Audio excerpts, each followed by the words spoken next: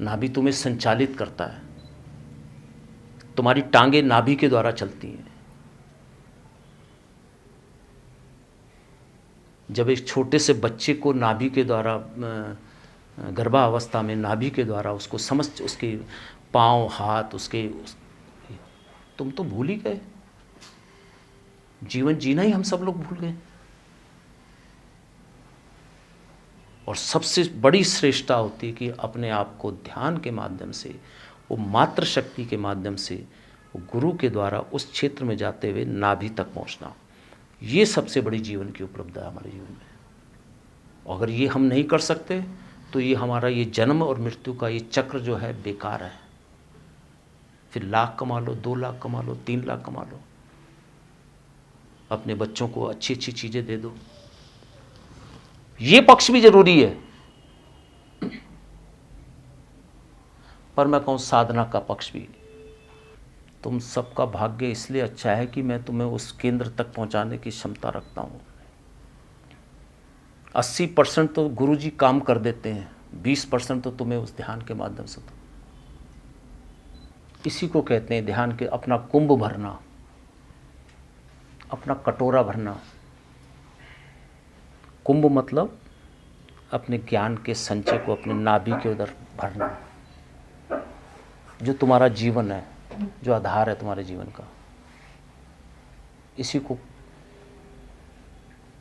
शक्ति कहते हैं, कुंभ कहते हैं, या घट भरना, या शक्ति की उपासना। अगर उस अंदर शक्ति आ गई, वो कुंभ के अंदर, घट के अंदर, तुम्हारे नाभि के अंदर कोई चीज़ बैठ गई, और आचार व्यवहार सरलता ज्ञान योग के द्वारा तो तुम्हारा जीवन धन्य है। तुम गतिमान बन सकते हो। और हम क्या भर रहे हैं? बैंक बैलेंस भर रहे हैं।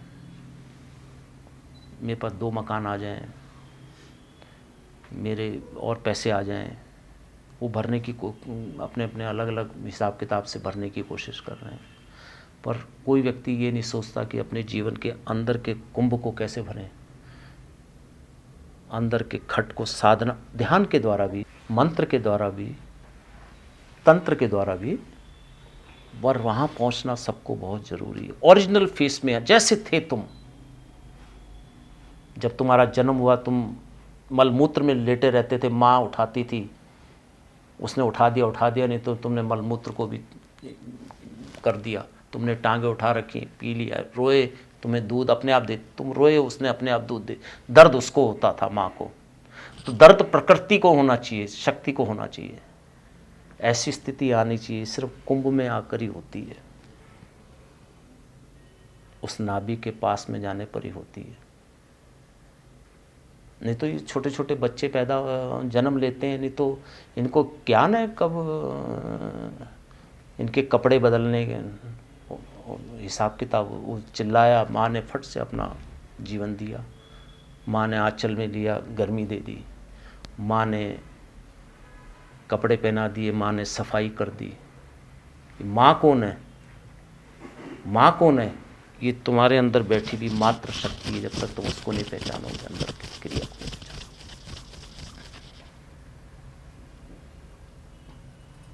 और कोई बहुत मुश्किल काम नहीं है। लगातार अभ्यास करते करते करते, जीवन के समस्त कार्य करते हुए भी ये अभ्यास करना है।